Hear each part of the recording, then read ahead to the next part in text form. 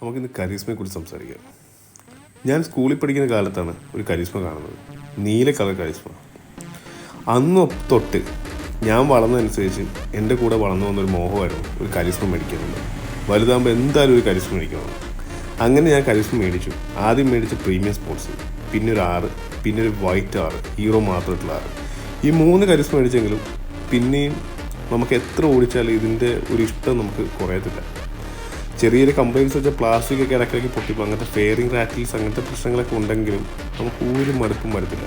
അതിനകത്ത് ഏറ്റവും എടുത്തു പറയേണ്ട കാര്യം എന്ന് വെച്ചാൽ ഹോണ്ടയുടെ CRF 230 എഞ്ചിൻ തന്നെയാണ്. ഈ ഹോണ്ടയുടെ CRF 230 എഞ്ചിനാണ് പുറത്തൊക്കെ ഭയങ്കര ഹിറ്റാണ്. 6 സ്പീഡ് ഗിയർ ബോക്സാണ് അമേരിക്കയിലൊക്കെ വരുന്നത്. പക്ഷേ അതിവിടെ വന്നപ്പോഴത്തേക്കും 5 സ്പീഡ് ഗിയർ ബോക്സിൽ ഒതുക്കി. ചെറിയ ഡീട്യൂണിങ് ഉണ്ട്. പിന്നെ കുറച്ചും കൂടി അഡ്വാൻസ് നല്ല കെൽഹിൻ്റെ കാർബറേറ്ററാണ് യൂസ് ചെയ്യുന്നത്. സോ ഫ്യൂവൽ എഫിഷ്യൻസി നമുക്ക് പക്കയായിട്ടൊരു 35-40 എന്തായാലും കിട്ടും.